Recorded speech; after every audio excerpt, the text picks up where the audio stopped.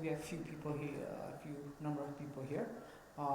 So this session will be we have Sajana Maharjan and me, Pranay Stapit from Nepal.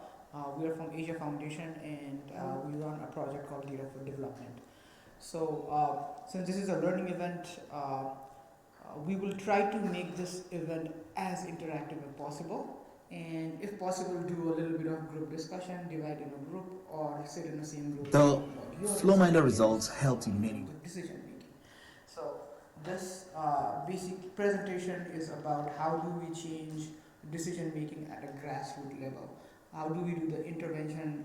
How do we introduce evidence at grassroots with citizens, with local government? How do we bring that discourse of using data for policy making, budgeting, and decision making at the most grassroots or a bottom of the level in terms of government? So, I thought this was a really beautiful quote where, although this is a war analogy, it kind of gives you an idea of power of data, right? What he says is he believes in more in eyes of his staff, of officers rather than his own eyes. This means the more data and more information you have, more your decision making becomes more sound, your strategy becomes more effective, as well as you will get the right result.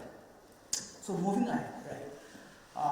So why even use evidence at local level? So giving you a little bit of context of Nepal. So we have three layers of government: federal level, provincial level, and local level. And even if you divide local level, there is a ward level, so which we have around 752 local government in Nepal. And by constitution, Nepal has been given right to local government to choose their own projects, to budget, prioritize their own projects, to choose their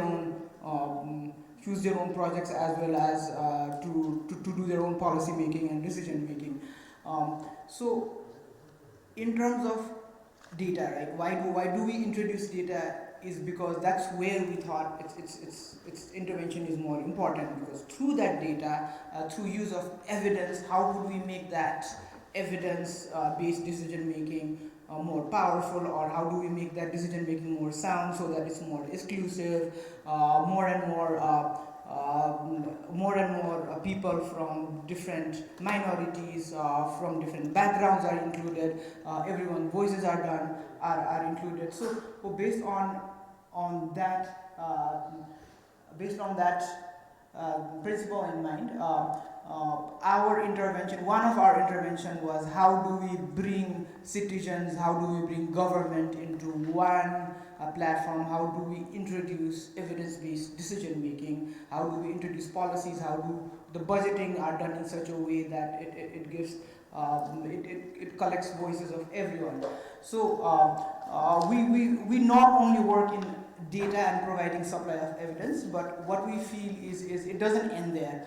To have a complete story, what we need is a participation of various stakeholders in when decisions are made, when priorities are chosen, and that participation needs to be very, very meaningful. For a participation to be meaningful, the contribution from various stakeholders, citizens, civil society organization needs to come in, using that data and using that evidence, so that you have an ownership from government as well as all the stakeholders while that decisions are taken. So so that so that all those policies and budget that they draft also brings legitimacy, not only ownership. And when all the decisions are based on facts, then it's transparent, and there is hardly any there won't be conflicts while taking that decisions, while choosing that choices. And when it's not based on opinions and views, then there will be less frictions as well as more ownership. So moving forward, based on our experience, this is based on Nepal experience. What do we need what do we really need in terms when it comes to evidence-based policy formulation or budgeting or decision making. Um, Basic three things that we need is first the supply of trusted data. Why supply of trusted data is because until and unless you don't have data that's been trusted, that's not reliable, that's not timely, then you are breaking that foundation, right? When there is no foundation to the data, then it's all opinions and facts. So our basic work is towards supplying that timely and reliable information to local government as well as to citizens, as well as CSOs or private sector or other stakeholders. Then what we realize is you also need, when you have supply of data, you also need a capacity to analyze and understand data, and until and unless you don't have that capacity to understand data, then data will be of no value to it, right? So investment needs to be more towards building that skill to analyze data for government as well as key stakeholders. And story doesn't stop there. Why I'm saying this is, you have a supply of data, you have skill to analyze data, but again, until and unless there is a political willingness to change, especially from local government, from bureaucrats, right? Then the skills you have, the data supply that you have will not be translated into drafting policies or taking decisions that will be based on data. So, after these three analogies, I will come to the challenges that we're facing at local government, which again is similar to what I've just said right now. So, lack of reliable, trusted, and timely data is a big impediment to decision making at local government right now. In addition to lack of data, especially data is available, but data is not available at a granular ward or local level. It's more aggregated to federal or provincial level, and what local government needs is data disaggregate at ward or local level, which is missing right now. In addition to that, sometimes data are available. In most of the case, data are available. I mean, there are more than 10 information system, 10, 12, 13, depending upon local governments. Local government in Nepal, local government have many information systems, but those information systems, the data that information systems collects are sitting in silos. That means the system does not talk to each other, and if planning department wants data, or civil society wants data, that data is in someone else department inside one information system that's inaccessible. So having data doesn't mean that it's accessible, right? So lack of data management, where data is operable, which data is accessible, is lacking there at local level right now for data to be accessed for decision making. And again, like I said earlier, one of the other big challenge is lack of skills in terms of using and understanding that data. So until and unless you don't have that skills, it's very difficult to get translated into decision making, right? Data are sitting there. Most of local government is one of the largest producers of data in Nepal, but again, they are just producing the data because federal government is compelling them or telling them to collect that data at local level. So that just stops there. So in order to have more power in terms of making that decisions, making that evidence-based decision making, there is, one of the biggest gap is lack of skills, both to analyze and understand the data. And lastly, again, like I said, there is innate lack of data culture there, right? It's the culture. The use of observation, use of experience is used more than use of data. This is why, because it's a culture there, right? There is no really using data evidence-based culture there, because the evidence-based culture there, right? And it also has to do more with the decision making, because it's sometimes it's more fruitful to not to use data than to use data. What I mean by that is when you don't use data, when you base on observation, when it's based on experience, when data are not used, then you don't have to be transparent. And when you have to be transparent, you are questioned more, right? You have to make right decisions. Then your self-vested interests goes out of the window when you start to use data. So for many cases, it's more beneficial for political leaders or bureaucrats to not to use data than to use data. So the culture is not there. So this is what we do. So what do we do is the right question, right? So at local level, installing the evidence-based culture means, right? It means we intervene at basically we call this 4 pillars. So if you see 2 pillars here, data management policy guidelines and evidence-based processes.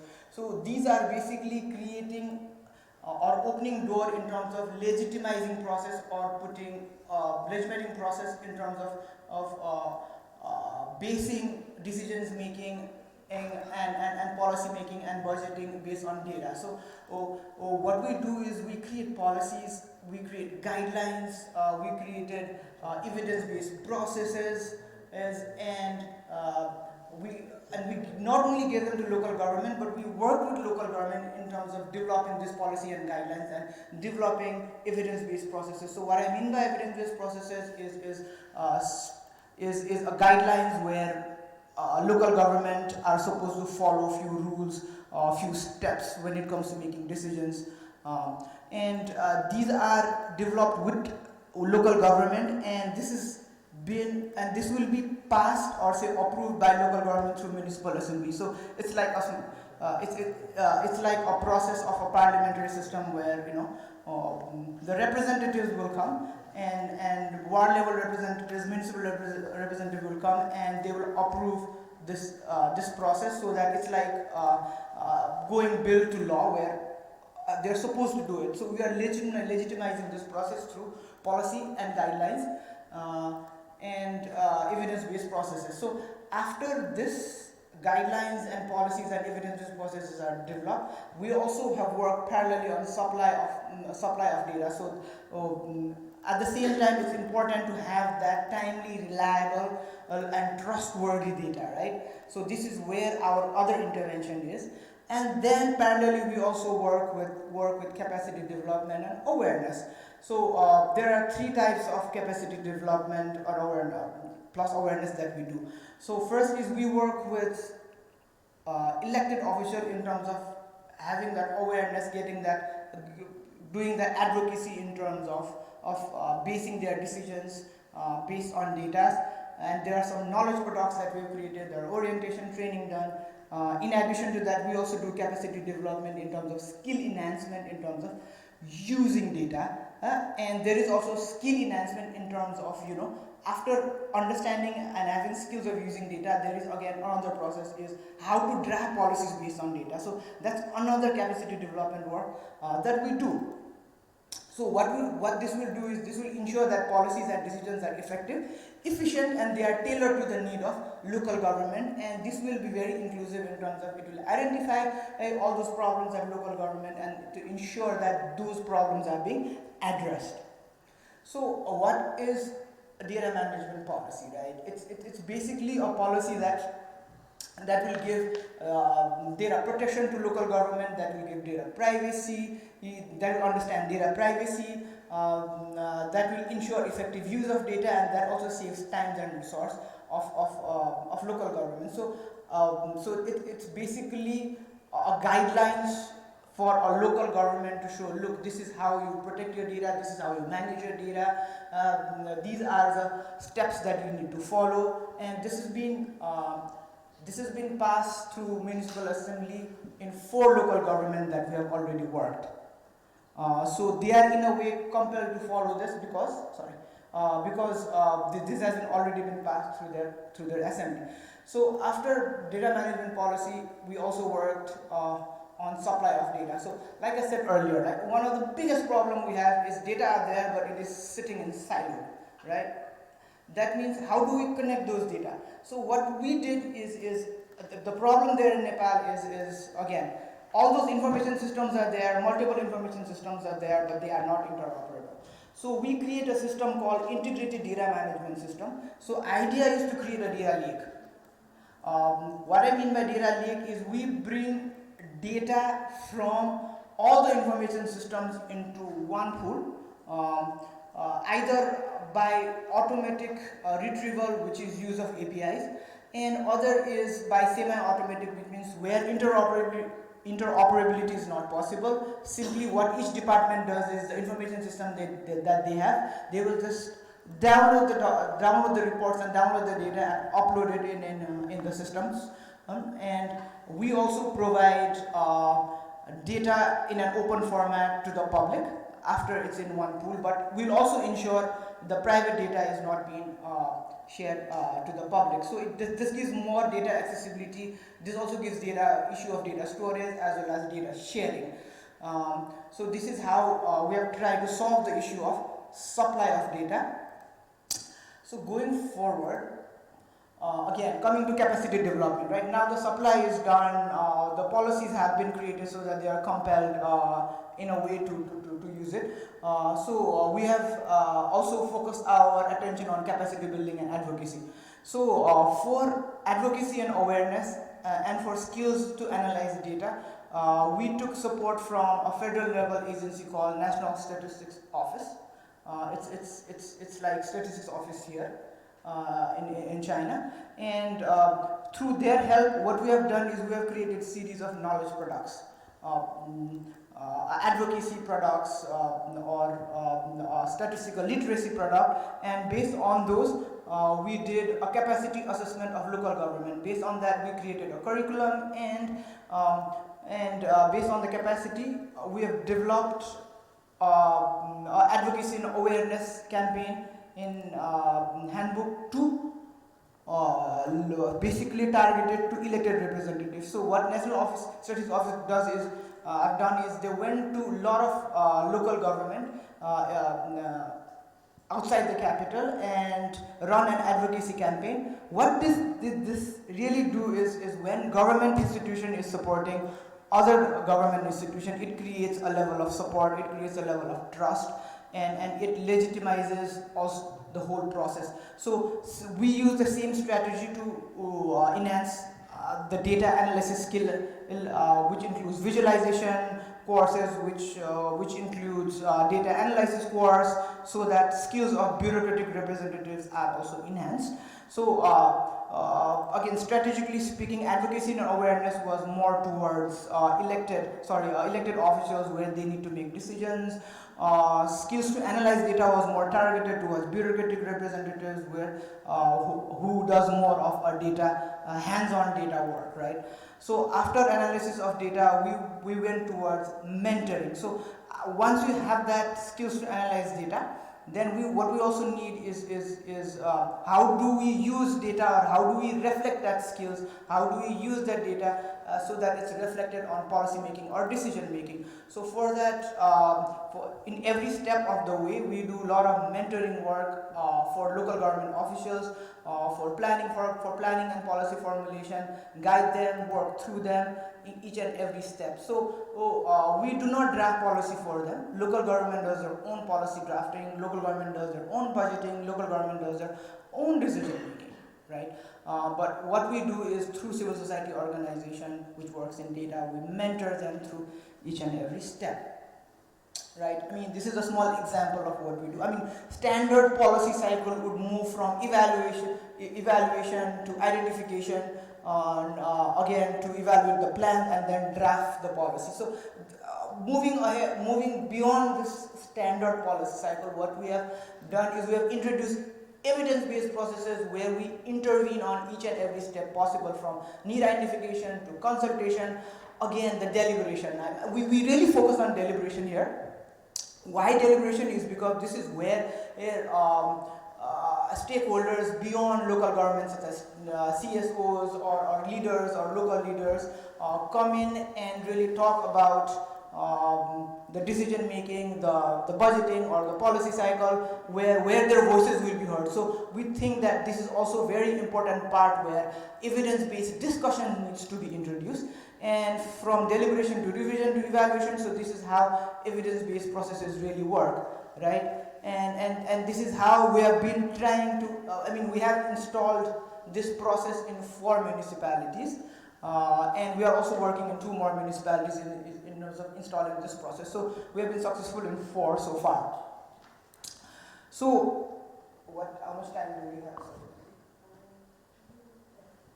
So since this is a learning exercise, so rather than me talking and talking, so we thought we have few number of people here. So if we would be interested in doing small group discussion, or maybe turn around your chairs, divide in group, and because this is a learning event, we also wanted to learn from your experience, your background, how decisions are made, and we also co-learn from this, so that this is also be beneficial for us.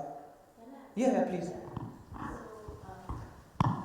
So I see like very few delegates over here, and like I guess like there are lots of staff.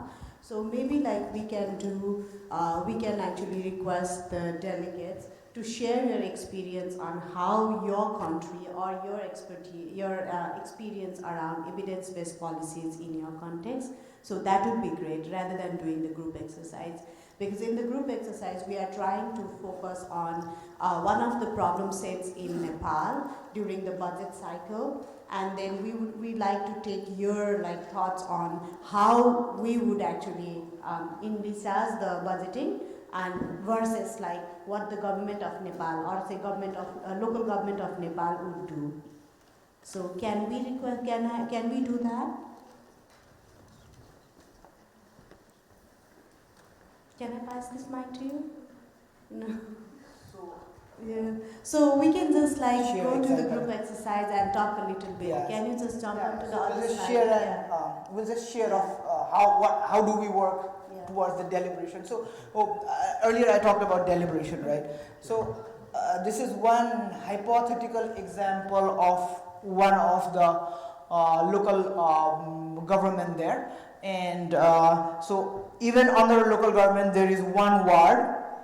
So suppose the population of ward is around 9,560 with sex ratio of around 89 to 23, right? And we are prioritizing the ward. We will try prioritizing the budget for the ward, as well as prioritizing our project, right? So this is a deliberation exercise where people from community level organization, youth groups, private sector, civil society would come, and what they will have is they will have a list of projects, and what we do is we give them evidence while doing that deliberation, right? For example, the committee will have to select projects here that will cost no more than 2 million rupees, for example, which will have various sectors. So shall we go into evidence so that we will have more? Yeah. So I'll give you an example, right? So here is the evidence that have been provided through the data we have, and these are the list of projects. So for example, under infrastructure, there is a priority, or say one of the project priority is to expansion road in the ward, where 30 kilometers expansion is still left. There is another project which is enhancing facility of healthcare centers to provide quality antenatal, intrapartum and postpartum care. Under social security and conservation, there is another project priority called renovate temple and build park, and there is again another project to increase lunch amount for nutrition rich lunch to student, and another is to create covered hall for table tennis for table tennis games. So these are the list of project priorities. And just a note before I hand over to Sarjanati, local government in Nepal has this fascination to only work on roads. All they care about is road. This is what I mean, this is most of the thing that has been happening. I mean, things like women empowerment, things like youth, money that should go to youth will not go to youth. It mostly go to the roads, because when you ask them why, then the standard answer you will get is women also needs roads, youth also needs roads, because it's so visible that the fascination towards infrastructure building is too high in Nepal. So, having that background in mind, I'll hand over to Sajana for. Yeah, thank you, Pranay. So thank you for running through the evidence-based policy-making processes that we have designed and implemented.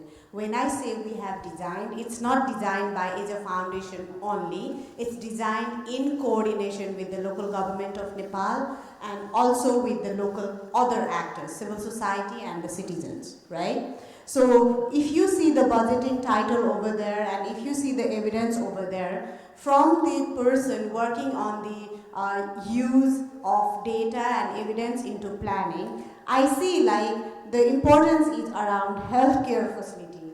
See, if you see that one, then it's like maternal this like women died in the maternal stage, or say the during the pregnancy is like 32%, and 3.9% of that die only during the delivery.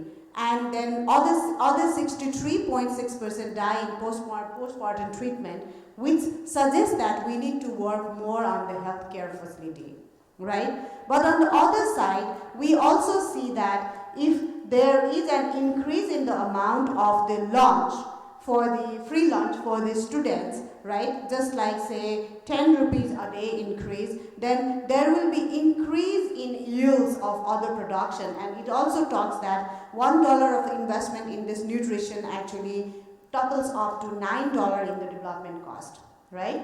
Which means this seems to be like good in terms of investment when you have only like 2 million rupees to invest on. If I have to select the project, then what I would do is like I will go for the healthcare project, and because I only have 2 million, I'll just make like some compromises to the changes in the launch amount, and I will go for that one.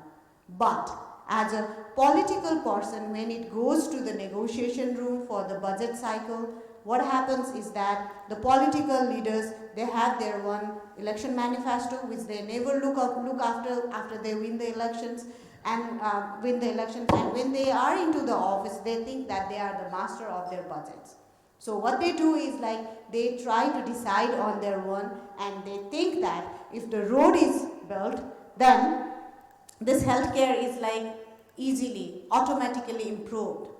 If the road is built, then these children can actually run into the world or reach to the schools easily, and the education will be improved. So this is how they decide. So we are trying to change that mindset of deciding the projects or deciding on the needs of the people from their own mindset to deciding based on the data and evidence use. And for that, we just not focus on changing the policy environment, but we wanted to change the whole process or the thought process, not just the regular processes that they do, but also the thought process of the political leadership, also the bureaucrats, so that we see a change in Nepal, and we can say that this is evidence-based policy making processes, and this is how the development works in Nepal. So this has been tested in some of the local governments in Nepal,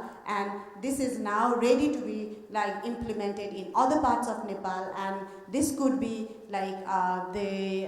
say scenario of other parts of the world as well, and can be tried and tested in the other countries as well. So with this, I'll hand it over back to Pranay. Do we have some experience? All right. So I mean, this is what it inherently is, right?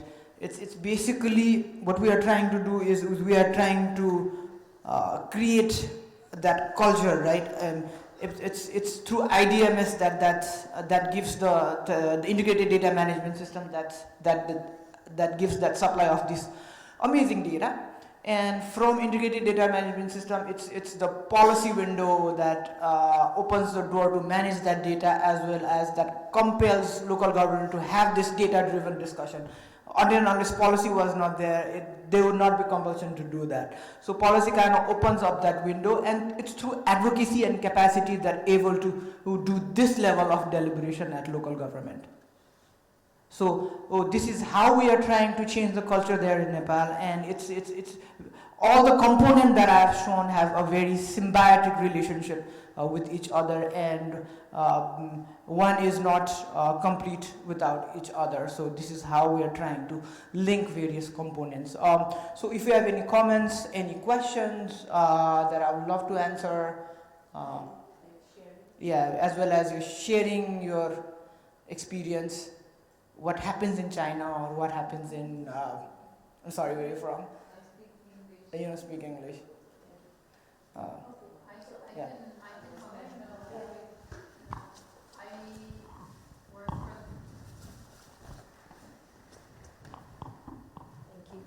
My name is Vibeke Nielsen, and I work for the UN Statistics Division. I work with capacity development and statistical training.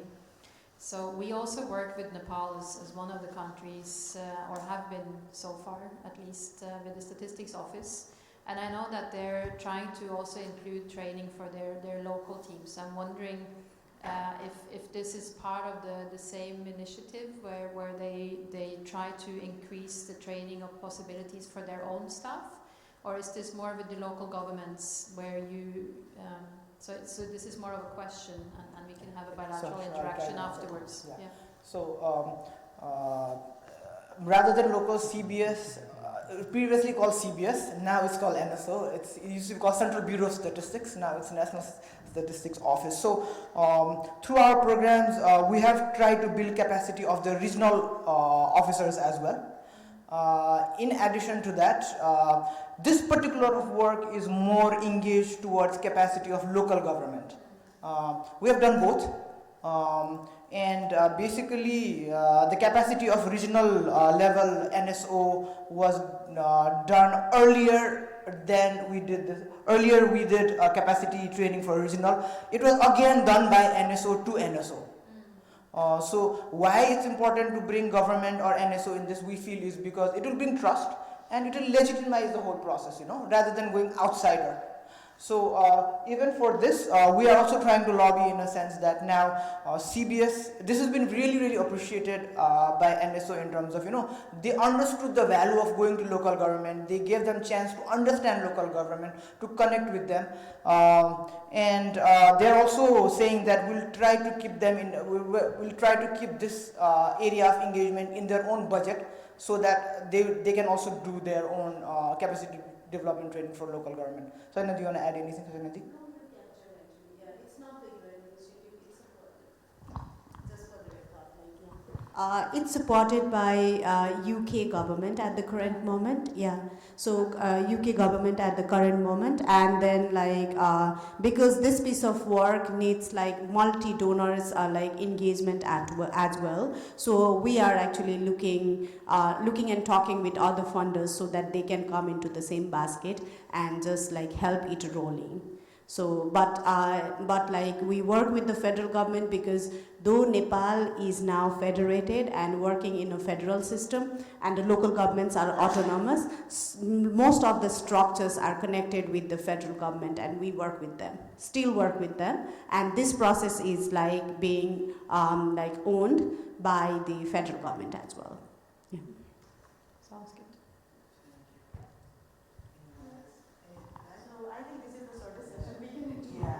Again, before we leave, right, it's just because we've already talked about this, just because it's there.